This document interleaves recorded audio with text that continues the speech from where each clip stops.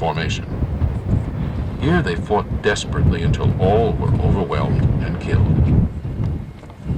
Today, the battle can be more accurately reconstructed using recovered artifacts by the placement of soldiers' bodies on the battlefield and accounts by Sioux and Cheyenne warriors. Evidence suggests that 3 of Custer's companies took positions on what is known as Nye Cartwright Ridge, 1 mile to your left. The other 2 companies continued to the river to reconnoiter the village and a suitable crossing. Finding a largely deserted village, the troops withdrew after exchanging fire with a small party of warriors at the ford. The troops then rendezvoused on Calhoun Hill, located to your left at the end of this ridge. Maintaining the offensive, Custer probably observed the elder men, women, and children in the valley fleeing Reno's attack. Posting companies at Calhoun Hill to check the warriors now threatening his rear, Custer continued northward to your right with 2 companies in an attempt to cut off and capture the villagers. Companies E and F probably rode along the backside of this ridge behind you and continued to the river beyond. There, Custer saw his opportunity to capture the villagers, but lacked the troops to carry out his plan. With other companies engaged at Calhoun Hill, Custer awaited the arrival of Captain Frederick Bentine's battalion, which he expected at any time. Suddenly, an attack led by Southern Cheyenne war leader Lame White Man broke the lines near Calhoun Hill. The rear guard collapsed, and troops fled northward toward the hill upon which you are standing. Warriors in large numbers raced forward and fell upon the panicked soldiers. Thus, Custer was forced to withdraw from his position below the present National Cemetery and attempt to support his disintegrating companies here on the ridge. Fighting his way to this hill, he formed the remnants of his 5 companies for a last-ditch defense. Here, about 50 soldiers gathered around Custer, shot their horses for breastworks, and fought to the end. Did you look through the thing? On the morning of... Here's some of the monuments where during the original charge and the retreat back up the hill, they feel that some soldiers fell.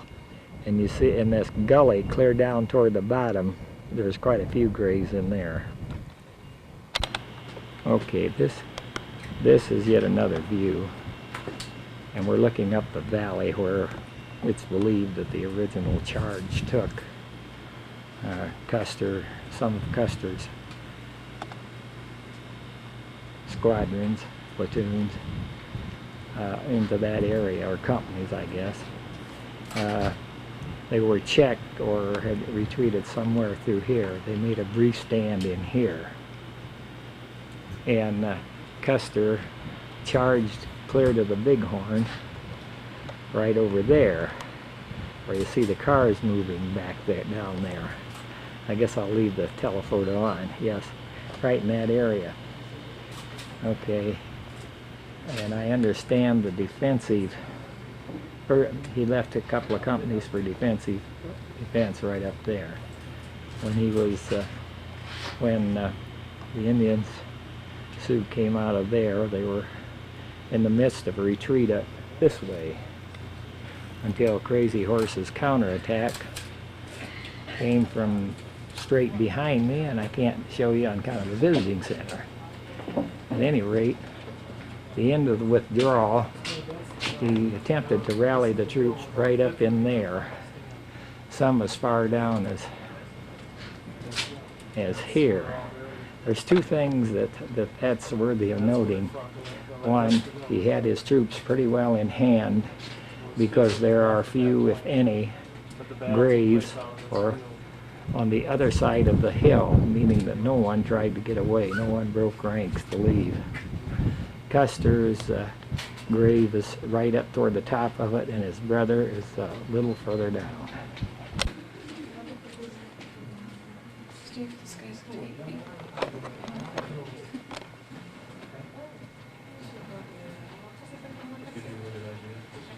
This is some of the, is the Custer.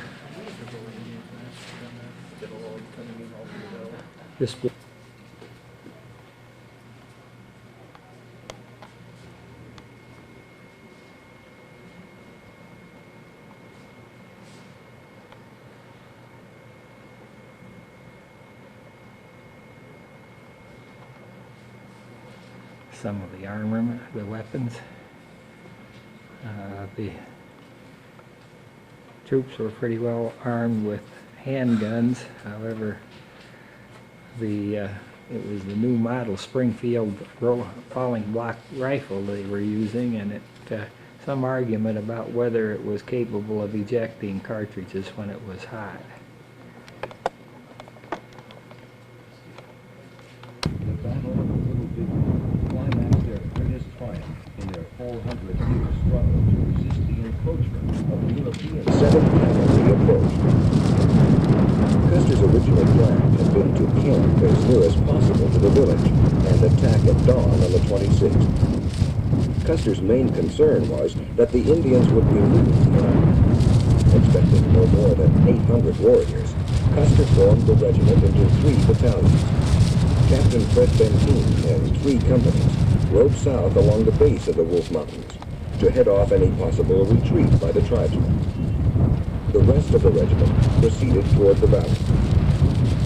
Nearing the Little Bighorn River, Custer ordered Major Marcus Reno and his 3 companies, 113 men, to attack the fleeing warriors seen by his scouts.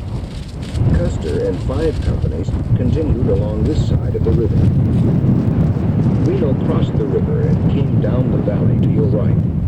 As he advanced, hundreds of Sioux and Cheyenne warriors came out to defend their village.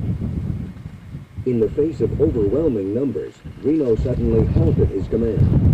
Reno fell back into the timber bordering the river, then led his men in a pell-mell retreat across the river to the bluffs where you are now. Reno's demoralized and badly battered command was joined here by Captain Benteen's force and the pack train. Benteen showed Reno the 3 small message he had received from Custer, which read, "Benteen, come on, big hill. Quick, green packs." With his command now strengthened, Reno attempted to move in the direction of Custer's command.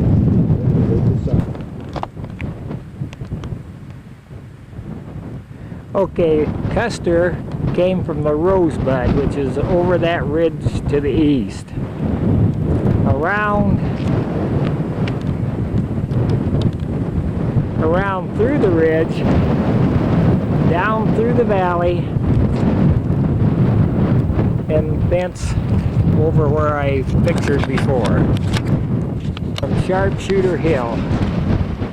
This is where they posted several sharpshooters, and this is where Weir, up on that hill there, is Weir's farthest advance to Custer, where the Fetterman troops set out for.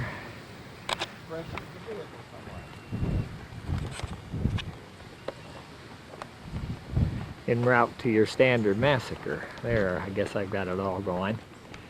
I'm sitting right now in the corner of the fort area, walking out of this guy's way, and up there on the hilltop is Lodgepole Ridge, where he was instructed not to go, and he went over the ridge. And the reason he went over the ridge is because the Crazy Horse was using his standard rouse of the lame horse, and they were dallying around and enticing them on. And so, of course, these guys went charging over the ridge after them, caught up with them, and took out all 70 of them. They went out to relieve the Piney Ridge. I'll get into that a little bit later. Here we are on the location of Old Fort Phil Kearny, I guess.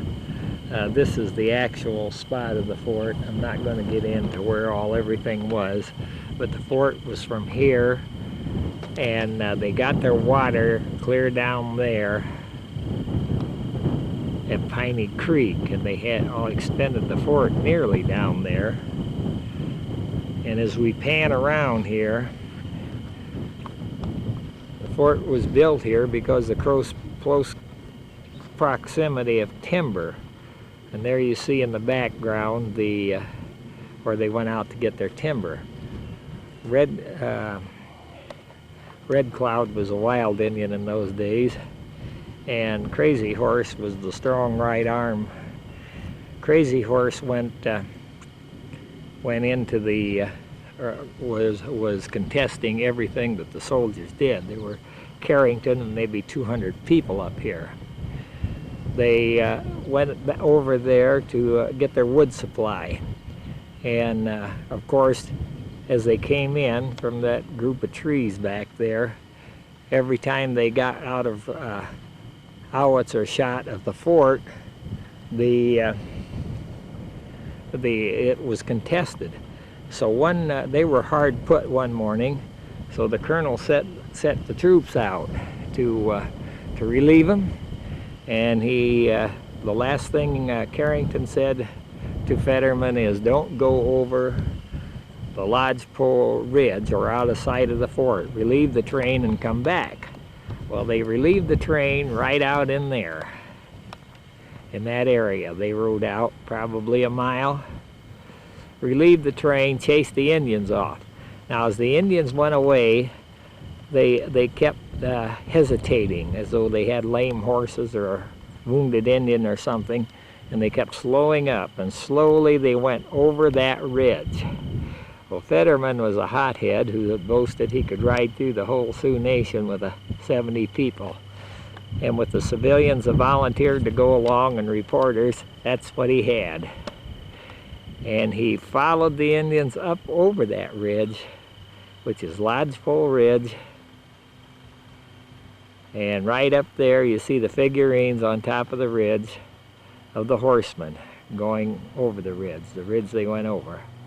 Went down there about 2 miles, where Crazy Horse had sequestered his men in the hills and along the gullies, and at that point he turned on them and wiped every one of them out.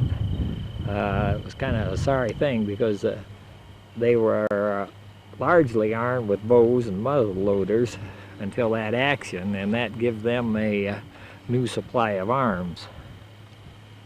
Anyway, this is the rest of the fort, and it was less than a year afterward, as a result of the Treaty of Laramie, that they gave up the fort and the Indians reclaimed it.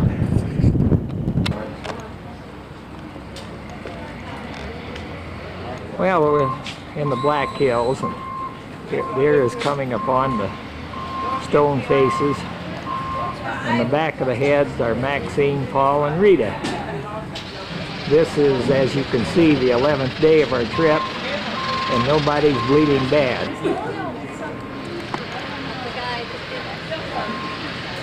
There they are. We're admiring the people, admiring the faces. Now what I'm going to do, I think this is about as good a spot as any. I'm going to bring those suckers in.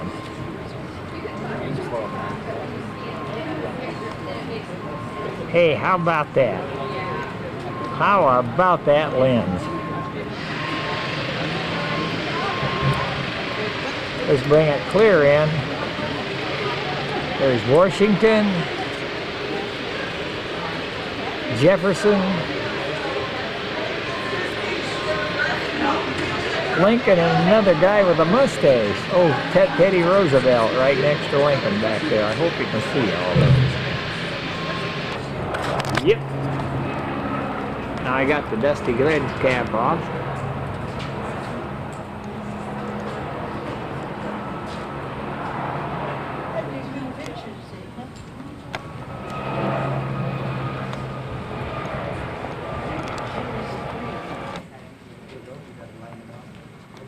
See, I probably left them wrong for you. But I couldn't get in close with my glasses.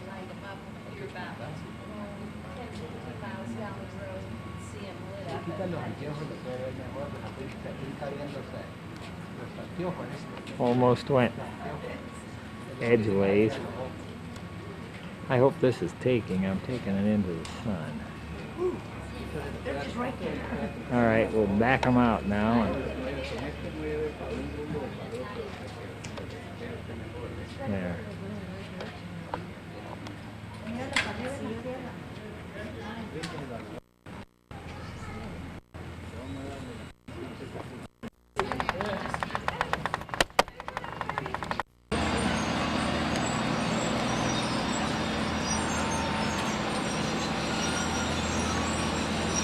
Okay, this is going to be as good a view as I get right here. And I lost my time up there, so I'll have to say this is 9/11/96. Let's get right in on it. Washington, Jefferson, Kennedy,